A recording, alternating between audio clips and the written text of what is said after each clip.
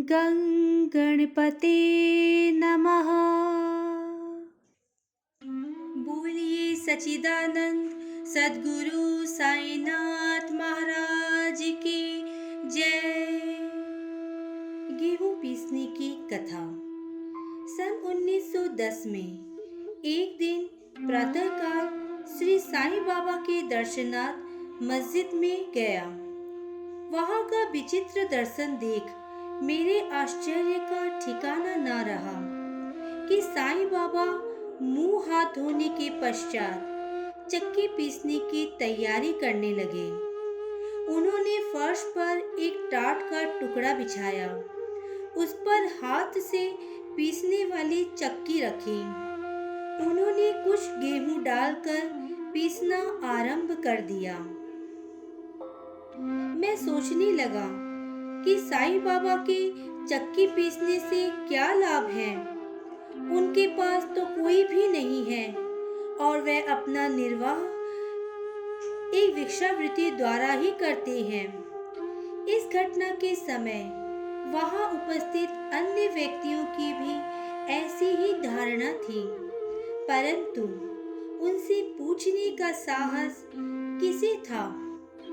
बाबा के चक्की पीसने का समाचार शीघ्र ही सारे गांव में फैल गया और उनकी ये विचित्र लीला देखने हेतु तत्काल ही नर और नारियों की भीड़ मस्जिद की ओर दौड़ पड़ी।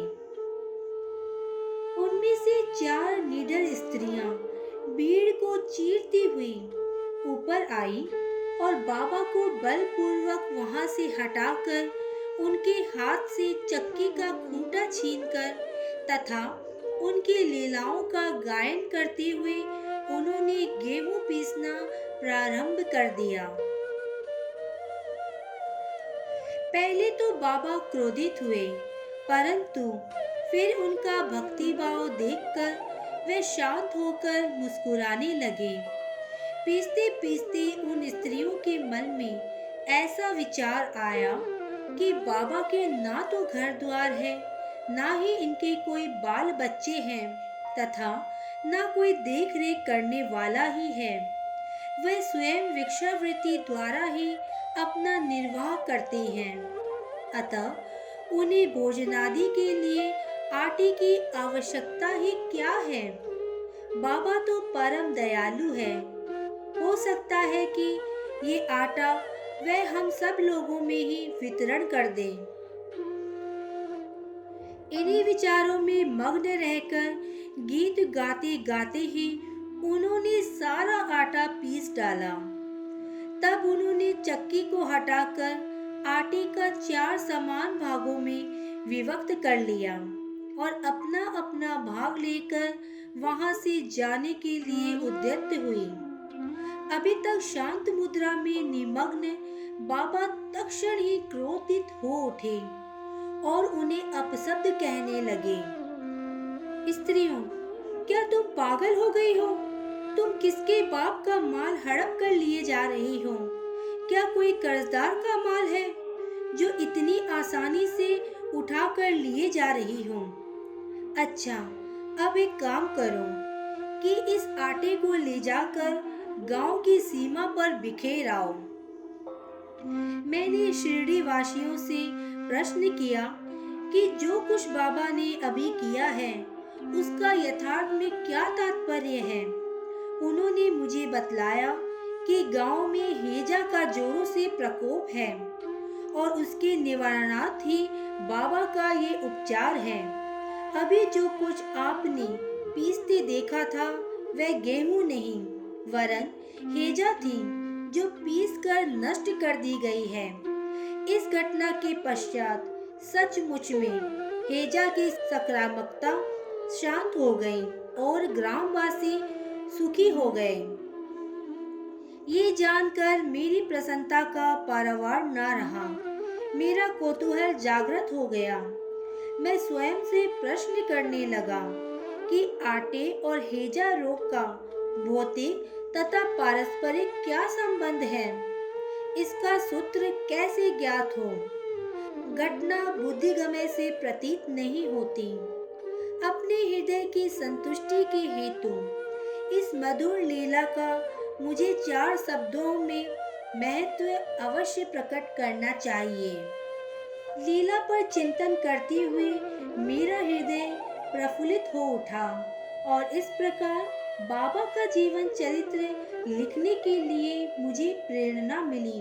ये तो सब लोगों को विदित ही है कि ये कार्य बाबा की कृपा और शुभ आशीर्वाद से सफलतापूर्वक संपन्न हो गया। आटा पीसने का तात्पर्य। शिरडी वासियों ने इस आटा पीसने की घटना का जो अर्थ लगाया वह तो प्राय ठीक ही है, परंतु उसके अतिरिक्त मेरे विचार से कोई अन्य अर्थ भी है। बाबा शिरडी में 60 वर्षों तक रहे और इस दीर्घ काल में उन्होंने आटा पीसने का कार्य प्राय प्रतिदिन ही किया। पीसने का अभिप्राय गेहूं से नहीं, वरन अपने भक्तों के पापों, दुर्भाग्यों, मानसिक तथा शारीरिक तापों से था। उनके चक्की के 2 पार्टों में ऊपर का पार्ट भक्ति तथा नीचे का कर्म था।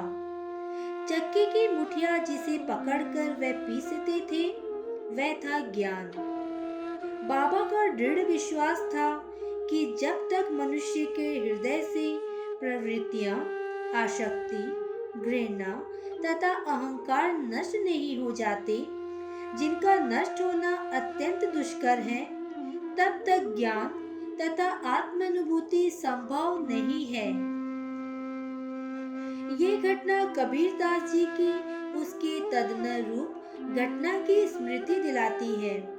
कबीरदास जी एक स्त्री को अनाज पीसते देखकर अपने गुरु निपट निरंजन से कहने लगे कि मैं इसलिए रुदन कर रहा हूँ कि जिस प्रकार अनाज चक्की में पिस जाता है, उसी प्रकार मैं भी भवसागर रूपी चक्की में पीसे जाने की यातना का अनुभव कर रहा हूँ। उनके गुरु ने उत्तर दिया कि घबराओ नहीं, चक्की के केंद्र में जो ज्ञान रूपी दंड है उसी को दृढ़ता से पकड़ लो। जिस प्रकार तुम मुझे करते देख रहे हो उससे दूर मत जाओ, बस केंद्र की ओर ही अग्रसर होते जाओ और तब वह निश्चित है कि तुम इस भवसागर रूपी चक्की से अवश्य ही बच जाओगे। ओम श्री साई नाथाय नमः। साई नाथ प्रणमस्तु। शुभम भवतु।